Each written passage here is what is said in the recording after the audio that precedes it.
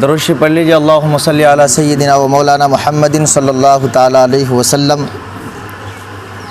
کیونکہ بقرعید کا وقت آنے والا ہے اور قربانی کے مسائل ضروری ہیں، اور یہ اس لیے کیونکہ بہت سی جگہ مسلمان ایسی جگہ پھنسے رہتے ہیں جہاں ان کو پتہ ہی نہیں رہتا بھئی قربانی کیسے جانور کی کرنی ہے۔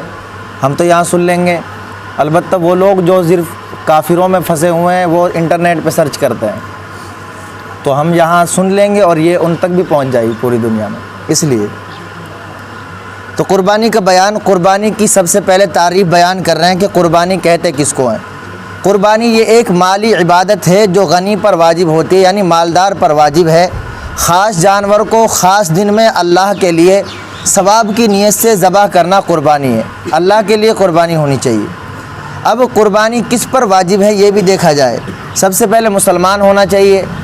کوئی ہندو آ کر ہم سے کہے کہ بھئی ہم پیسے دے رہے ہیں ہماری طرف سے قربانی کر دو، یہ نہیں کرنا، بالکل جائز نہیں۔ مقیم ہونا چاہیے۔ مقیم کہتے ہیں جو اپنے گھر پہ آرام سے رہ رہا ہو یا کہیں بھی رہ رہا ہو اور وہیں پہ رہ رہا ہو تو اس کو مقیم کہتے ہیں۔ مسافر پر نہیں، کوئی سفر کر رہا ہو اور قربانی کا ٹائم آ گیا بقرعید کے وقت، وہ مالدار ہے، اس پر واجب نہیں قربانی جب تک وہ سفر کرے گا۔ مالی کے نصاب، یعنی جس کے پاس اتنا مال ہو کہ اس پر کم سے کم فطرہ واجب ہو گیا ہو تو اس پر قربانی بھی واجب ہے۔ آزاد ہونا چاہیے، غلام نہیں ہونا چاہیے کسی کا، تو اس پر قربانی کرنا واجب ہے۔ ایک مسئلہ اور ہے، جس طرح قربانی مرد پر واجب ہے اسی طرح عورت پر بھی واجب ہے۔ ایک مرد قربانی کر رہا، بھائی میں گھر کا مکھیا ہوں لہٰذا میری طرف سے قربانی ہوگی، اپنی عورت کو چھوڑ رہا ہو، اس کے ذمہ دو حصے ہیں، ایک حصہ خود کا، ایک اس کی بیوی کا۔ اور اگر اس نے بڑا جانور خریدا ہے تو اس کو چاہیے کہ اگر اس کی والدہ، اس کا باپ زندہ ہے تو سب سے پہلے باپ کا حصہ کرے، پھر اپنی ماں کا بھی حصہ کرے، پھر اپنا حصہ کرے، اپنی بیوی کا حصہ کرے۔ بچوں کو چھوڑے، بچوں کے اوپر واجب نہیں ہے، ہمارے اوپر واجب ہے، ہم غنی ہیں، اور مرحومین کا نمبر زندوں کے بعد میں آتا ہے۔ مسئلہ مسافر پر قربانی واجب نہیں، لیکن اگر وہ نفلی طور پر کرنا چاہے کہ یار میں قربانی کروں گا تو وہ اس کا ثواب ملے گا اسے۔ مالی کے نصاب کس کو کہتے ہیں؟ مالی کے نصاب ہونے سے مراد اتنا مال ہونا چاہیے جتنا مال ہونے سے صدقہ فطرہ واجب ہوتا ہے، یعنی حاجت اصلیہ کے علاوہ۔ حاجت اصلیہ کس کو کہتے ہیں؟ جو ہماری ضرورت کی چیزیں، پہننے کی، کھانے پینے کی، رہنے سہنے کی، جتنی چیزوں کی ضرورت ہے ان سب کے علاوہ ایکسٹرا چیز جو الگ ہوتی ہیں، اگر ان کی قیمت اتنی یا 52.5 تولہ چاندی کی قیمت کو پہنچتی ہے ضرورت کی چیزوں کے علاوہ، تو وہ انسان مالدار ہے، اس پر زکوٰۃ بھی واجب ہے، فطرہ بھی واجب ہے اور قربانی بھی واجب ہے۔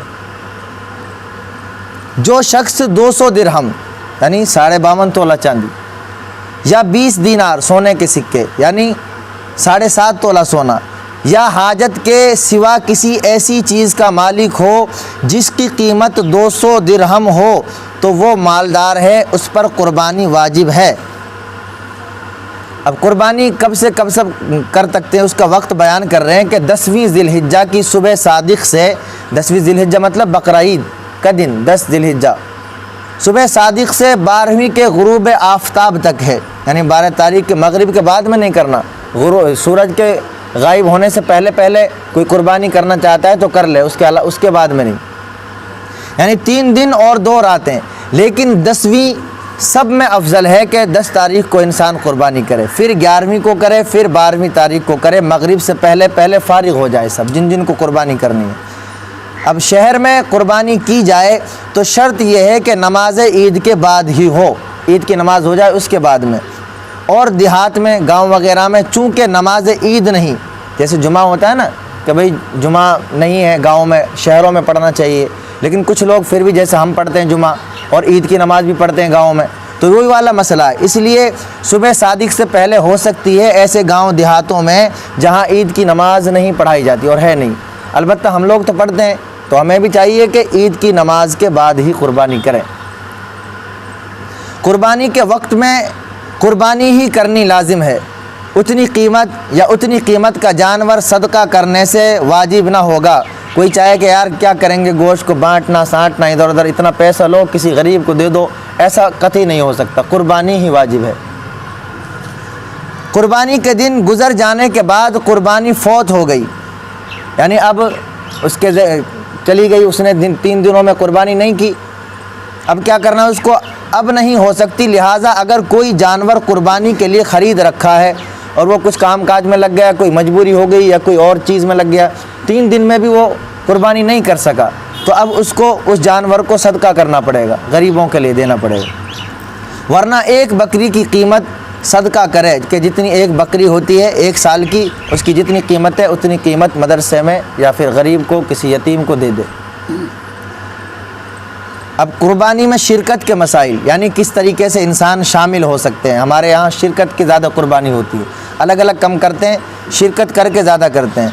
जब कुर्बानी की शर्तें पाई जाएं कि हाँ इन पर कुर्बानी वाजिब है, जिनका ऊपर बयान हुआ, तो एक बकरी या एक भेड़ का ज़बह करना या एक ऊँट, गाय, भैंस का 7वां हिस्सा वाजिब है। या तो एक बकरा, बकरी, भेड़ होनी चाहिए, या फिर बड़ा जानवर हो तो उसका एक हिस्सा उसके लिए होना चाहिए, इससे कम नहीं हो सकता। यहाँ तक कि अगर किसी शरीक का हिस्सा 7वें से कम है तो किसी की भी कुर्बानी सही नहीं होगी। ये मसला गौर से सुने। एक बड़े जानवर की हमने कुर्बानी की, 7 हिस्से कर दिया हमने उसमें, हालांकि हम नबी का हिस्सा छोड़ते, लेकिन 7 हिस्से से समझो कि भाई 7 हिस्से हैं। अब 7 हिस्से में से मिसाल के तौर पे 10-10 किलो 7 पर आया, हमने क्या किया, तोल में गड़बड़ी हो गई, एक बंदे को 11 किलो चले गए, एक के पास 9 रह गए, अब बाकी के पास 10-10 रह गए, तो किसी की भी कुर्बानी सही नहीं। इसलिए तोल में बिल्कुल सही करना, 7 के पास बराबर जाना चाहिए जितने हिस्से हैं।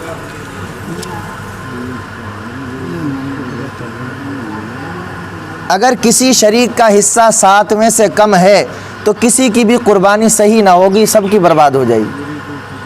हाँ, 7 से कम शरीक हो कि भाई उसमें 6 शरीक हुए और एक हिस्सा बच रहा है, तो उसमें भी एक और मसला है, क्योंकि अगर 6 रहेंगे और 70 किलो मिसाल के तौर पर गोश्त निकलता है, 7 होना चाहिए, तो 6 लोग शरीक हुए, एक हिस्सा था, एक हिस्सा में से अब 6 लोगों को जब हम बांटेंगे उनमें से तो कुछ कुछ गोश्त आएगा, उसके हिसाब से 7 हिस्से में 10-10 किलो ही होता। लेकिन अब 10 किलो से किसी के पास भले ही किसी एक को ही दे दो 7वें हिस्से को, कोई दिक्कत नहीं, लेकिन 10 किलो से किसी के से कम नहीं होना चाहिए, क्योंकि 7 हिस्से में 10-10 किलो आता है जब कम शामिल हों। कुर्बानी के सब शरीकों की नीयत तकर्रुब यानी सवाब पाना होना चाहिए, खाली गोश्त हासिल करना और अपनी अमीरी झाड़ना। लिहाजा अकीका करने वाला शरीक हो सकता है। ये भी है, कई लोग पूछ के जाते हैं हज़रत हम अकीका भी करना चाहते हैं, कर सकते हैं। बड़ा जानवर है, आपके 2-3 हिस्से आपके खुद के हैं, उसमें 2 हिस्से आपके लड़के के अकीका के ले लिए। क्यों? क्योंकि कुर्बानी का मतलब होता है तकर्रुब यानी सवाब पाना, तो अकीका भी सवाब पाने के लिए भी करते हैं।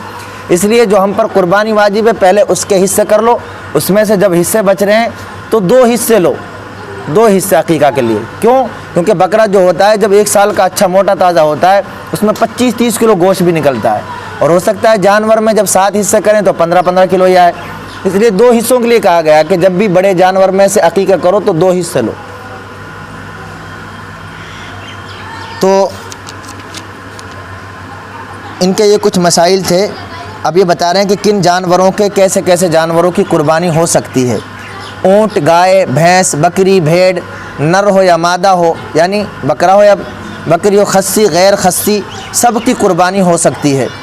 मसला वहशी जानवर जैसे हिरन, नील गाय, बारहसिंगा वगैरह की कुर्बानी नहीं हो सकती, अगरचे वो खाने जायज़ है, ये अलग चीज़ है। दुम्बा भेड़ ही में दाखिल है। कुर्बानी के जानवरों की उम्र कितनी होनी चाहिए? ऊँट 5 साल का होना चाहिए, गाय भैंस 2 साल की होनी चाहिए, भेड़ बकरी 1 साल की हो या ज़्यादा की, उससे कम की नाजायज़ है। लेकिन भेड़ और बकरी का एक अलग मसला भी है, गाय भैंस बैल का नहीं, लेकिन भेड़ बकरी का अलग है कि अगर दुम्बा या भेड़ का 6 माह का बच्चा यानी 6 महीने का बच्चा हो, उससे कम नहीं, इतना बड़ा हो कि दूर से देखने में बहुत मोटा ताज़ा साल भर का लगता है, बकरे रहते हैं ना कितने तगड़े तगड़े, तो उसकी भी कुर्बानी जायज़ है, 1 साल का हो या ना हो, ये बकरे का मसला है बस।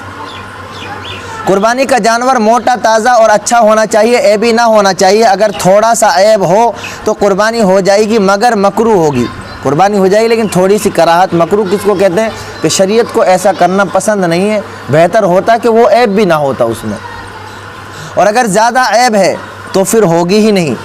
मुंडा जिसके पैदाइशी सींग ना हो, अगर पहले से ही सींग नहीं है तो जायज़ है। البتہ اگر سینگ تھے پھر ٹوٹ گئے اور گودا تک ٹوٹ گئے، اندر ایک گودا رہتا ہے سینگ میں، تو اس کی قربانی جائز نہیں۔ تھوڑا بہت ٹوٹا تو جائز ہے، اس سے کم ٹوٹا تو جائز ہے۔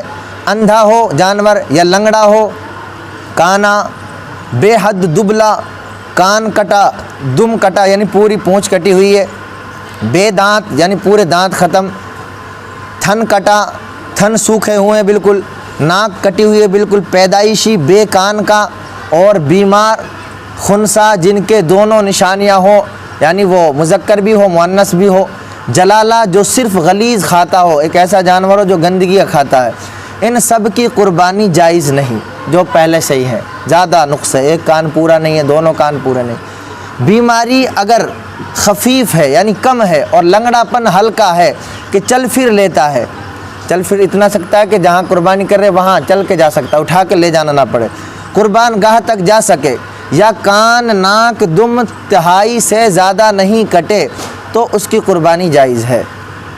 قربانی کے وقت جانور اچھلا کودا اور اس سے عیبی ہو گیا، ہم قربانی کر رہے ہیں، جانور کودا اور چاقو اچانک سے آنکھ میں لگ گیا، آنکھ پھوٹ گئی، اب ہم پریشان ہو گئے، یار یہ تو عیبی ہو گیا، آنکھ ہی پھوٹ گئی، کانا ہو گیا، تو قربانی کیسے ہوگی؟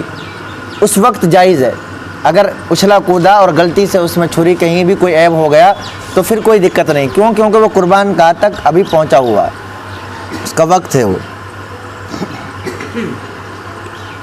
قربانی کی اور پیٹ میں زندہ بچہ ہے، کوئی ایسا جانور لے کے آیا، بعد میں پتہ چلا کہ یار یہ پیٹ میں اس کے بچہ ہے جانور کے، تو اسے بھی ذبح کر دے اور کام میں لا سکتا ہے، جیسے بچہ ہو گیا، اور مرا ہوا تو اسے پھر پھینک دیں گے۔ خریدنے کے بعد قربانی سے پہلے جانور نے بچہ دے دیا، ابھی قربانی کا ٹائم نہیں آیا اور بچہ ہو گیا، تو اسے بھی ذبح کر ڈالے، یہ نہ سوچے کہ یار یہ قربانی کے علاوہ اسے تو میں پال لوں گا، یہ پڑیا ہے بعد میں دودھ، ایسا نہیں، وہ ہمارا حق ہی نہیں ہے، وہ اس میں ہی آیا۔ اور اگر بیچ دیا اس نے تو اس کی قیمت کو استعمال نہیں کر سکتا، غریبوں کو تقسیم کرنی پڑے گی۔ اور اگر ایام قربانی یعنی قربانی کے دنوں میں ذبح نہ کیا اس نے، تو پھر چاہیے کہ اب اس کو وہ قربانی بھی نہ کرے بلکہ زندہ صدقہ کر دے، کسی غریب یا مدرسے کو دے دے۔ ہمارے آقا و مولا حضرت احمد مجتبیٰ محمد مصطفیٰ صلی اللہ علیہ وسلم کے کرم عمیم کو دیکھو کہ خود اس امت مرحومہ کی طرف سے قربانی کی، یعنی ایک حصہ امت کے لیے، اس موقع پر بھی امت کا خیال فرمایا، لہٰذا جس مسلمان سے ہو سکے وہ حضور صلی اللہ علیہ وسلم کے نام کی قربانی کرے تو کیسی خوش نصیبی ہے، اور اللہ کا کرم ہے ہم یہ کرتے ہیں، ہمیشہ اپنے بڑے جانور میں سے نبی کے نام کا حصہ چھوڑتے ہیں۔ اللہ سے دعا ہے مولا ہم سبھی کو قربانی کرنے کی توفیق عطا فرمائے۔